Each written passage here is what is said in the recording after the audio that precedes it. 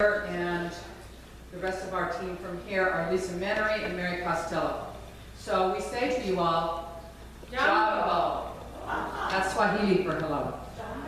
Jambo. Because theoretically, UMW program is 30 minutes. The theory is there are 33 minutes of slides as they cycle at 3 seconds each. Some of you who were in here earlier are now on your 34th go-round. But they may start recycling for you. We are not going to talk directly about the slides at the time the slide shows. They are to give you the ambiance and the feel of where we were and what we were doing. We're going to have 3 different little sections, and we will take questions at the end because we've already had the business meeting. We're happy to stay until your questions are answered. Lisa's going to talk about how we organized, or who we went with and how that worked. And Mary will talk about kind of how we set up and what we did there, and I'll talk about specifically the medical things. And if you have other questions, we're happy to answer. We're happy to talk ad nauseum about this amazing experience. And the one thing we really want to emphasize is this little tiny church, fully sponsored, one person. Fully sponsored. So that's amazing. So you were all part of this mission, and believe me, we didn't forget that. Lisa?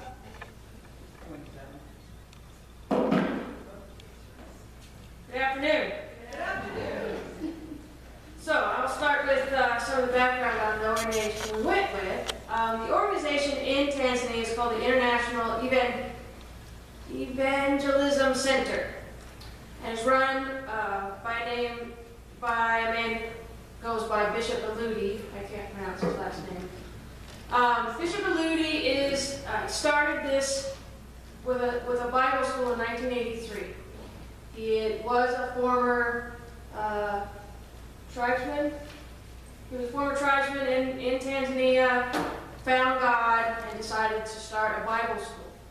It has now grown to a compound in a village called Sakila in Tanzania. The compound includes the Bible school, a vocational trade school, a primary school. They've just finished a high school, an orphanage that is actually in the big city of Arusha, and a medical clinic that they just finished prior to us getting there in the early spring of this year. So he routinely goes and gets Western people, medical people. He's also worked with a group of drillers from Wyoming to put in wells in the area, and brings them to the same area and works with the same group of people to bring these people up, kind of show them, help them, get them educated, get them medical help that they need, and with the guys from Wyoming, drill wells for water, and just try to increase the lives of the people around him. He feels that that's his mission to do. So we were part of the group. The Florence Carlton Community Church works with this group. Tim and Mary Nielsen, sorry. They're the ones that they first contacted Mary Costello. Mary Costello got Marcia Prather involved, and then Marcia got me involved. Mary and I drafted. Yes, they kidnapped me. So, things work out in mysterious ways, and it just happened that I was able to go. So our team was headed by Tim and Mary Nielsen, and Mary works on the board that is the U.S.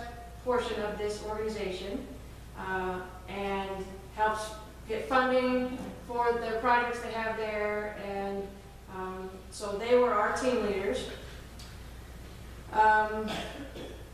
They go on a 2-year rotation, so they went, the next time that this group plans to go is in 2017. So they make these plans, and so they know they're coming. They go to the same compound that Bishop Aludi has, so you're dealing with the same contacts, the same people, and so you make connections, you make a network with these people, and they know that you're going to come back, not just come one time and leave. So for us, and we had a lot of fundraisers to raise money. This church raised money for me to go because it was kind of a last minute thing, and that was wonderful. The group that Marcia and Mary was part of did fundraising to raise money for medical expenses in country that they would find of people that needed extra care, more than we could do in kind of a real quick clinic kind of atmosphere.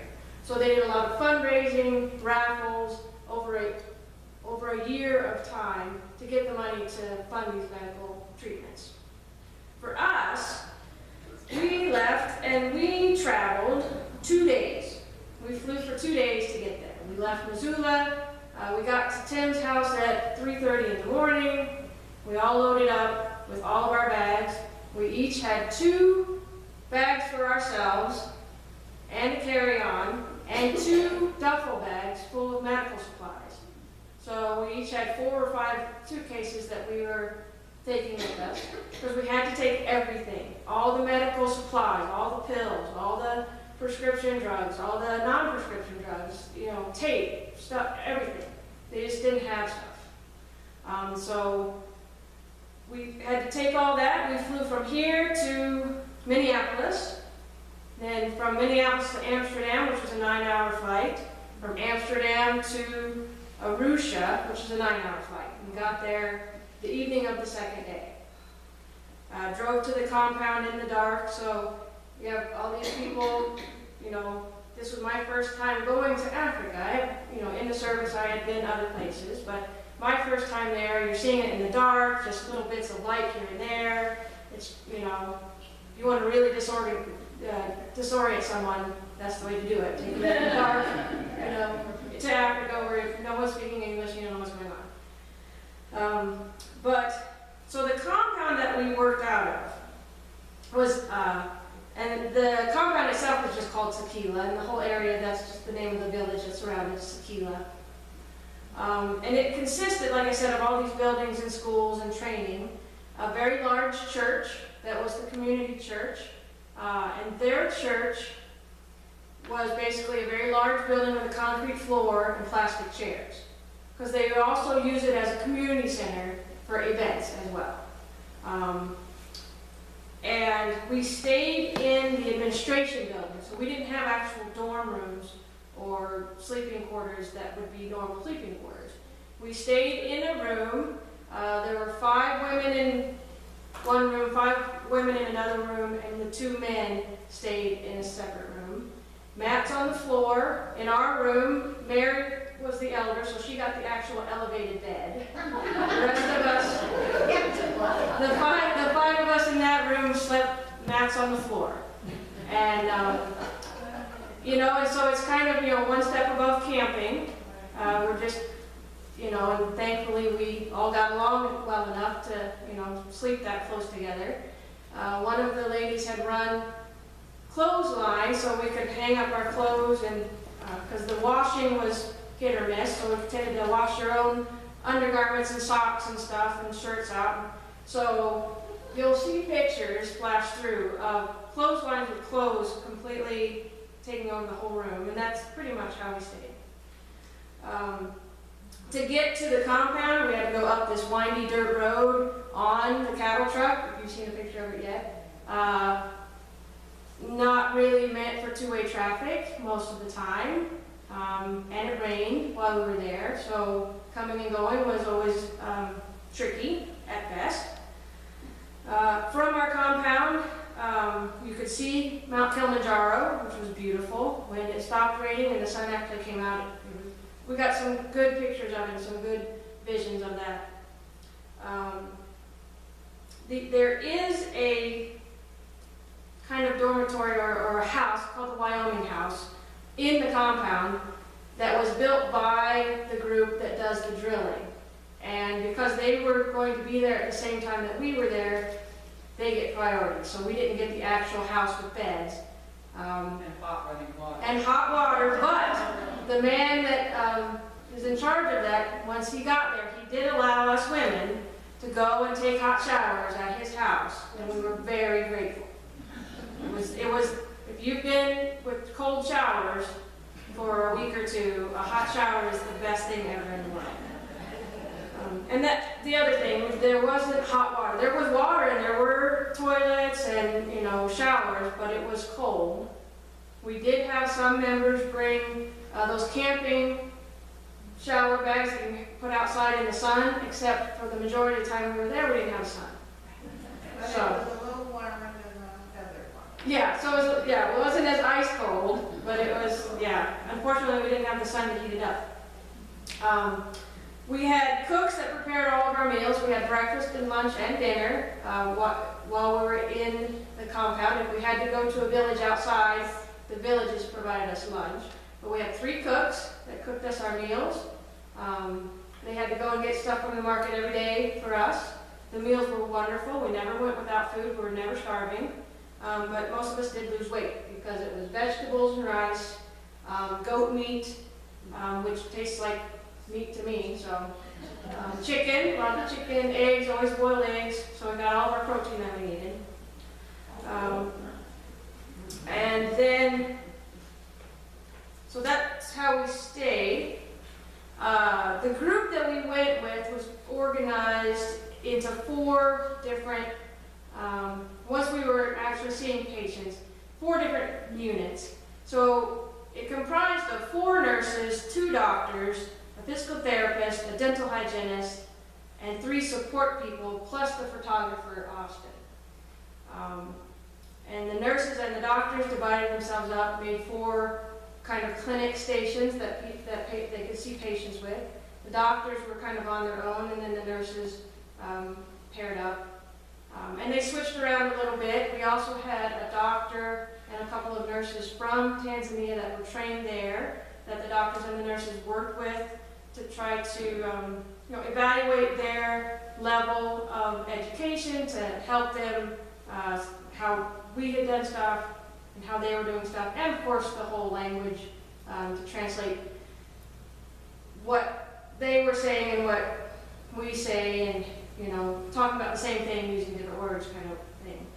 But we also had a pharmacy set up, so a pharmacy table, and there's pictures of that too, which consisted of a bunch of bags of stuff and bottles. And again, I helped out with the pharmacy sometimes. There were the 3 support people was myself, who has a military background, Liz, who was a chemical engineer, and Judy, who was a retired teacher.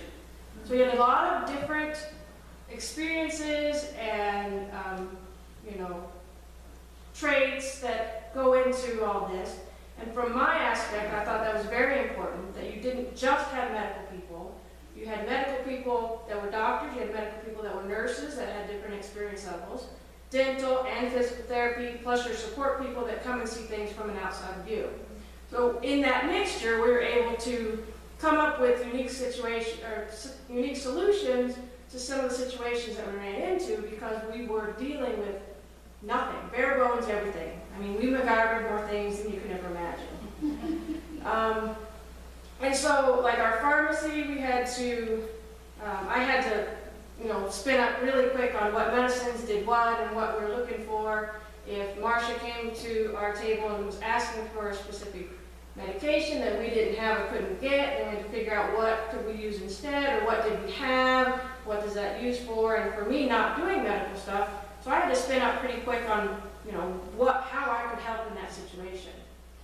We also had, at different points, runners that would go from the doctors to the nurses to the pharmacy table, or help Tim out as physical therapist, or just rounding people up at sometimes was, a job in and of itself, getting people to sit in the right place, or, go to the right person if they needed to get further instructions or whatever.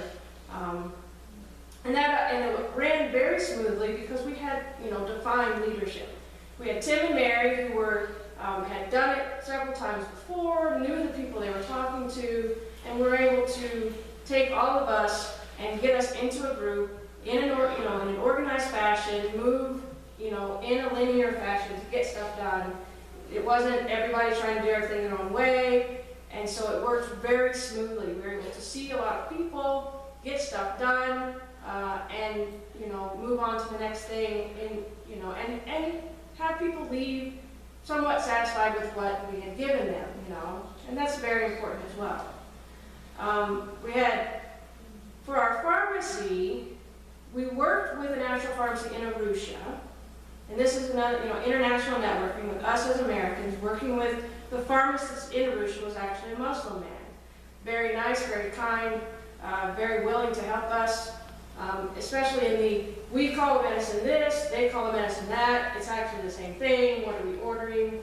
And we were able to text him the night before, email him the night before with what we needed. It would get to him that morning. One of the team would go into Arusha and pick up the supplies so that we could then take them to these villages that had nothing. So, you're dealing with dirt floor buildings and the internet at the same time. So, moving between those worlds, and we were able to do it and get everything that we needed done. And when we would go, so we had where we would do sessions in the clinic that was built on the compound, but we also went to outlying villages. When we did that, it was the support people's job to make sure that we had packed absolutely everything that we might need.